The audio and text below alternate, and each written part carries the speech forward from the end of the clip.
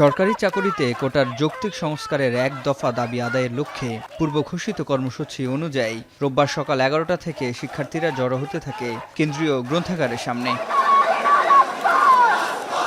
রাষ্ট্রপতি বরাবর স্মারকলিপি দিতে 11:30 থেকে শুরু হয় বঙ্গভবন অভিমুখে গণপদযাত্রা। অংশ নেয় ঢাকা বিশ্ববিদ্যালয়, জগন্নাথ বিশ্ববিদ্যালয়, ৭ কলেজ সহ অন্যান্য শিক্ষা প্রতিষ্ঠানের শিক্ষার্থীরা। তাদের দাবি একটাই, কোটা সংস্কার করে সংসদে আইন পাস।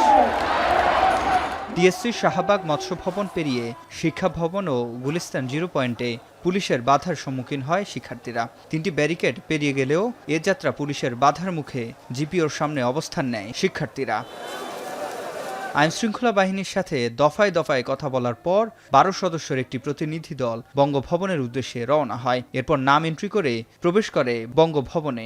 রাষ্ট্রপতির সামরিক সচিবের কাছে স্মারকলিপি হস্তান্তর করে তারা। স্মারকলিপি প্রদান শেষে আন্দোলনের সমন্বয়ক নাহিদ ইসলাম জানান, 24 ঘন্টার মধ্যে সংসদে জরুরি অধিবেশন ডেকে আইন সংশোধনের দাবি তাদের। সেই সাথে মামলা প্রত্যাহারের দাবিও জানান এই সমন্বয়ক।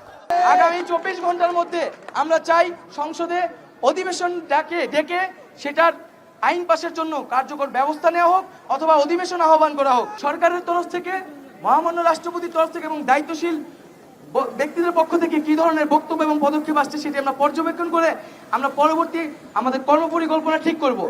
এবং আরেকটি বিষয়, আমাদের নামে যে মামলা করা হচ্ছে, শাহবাগ থানায় অজ্ঞাতনামা মামলা করা হয়েছে, আমরা বলেছিলাম 24 ঘন্টার মধ্যে সেই মামলা প্রত্যাহার করতে হবে।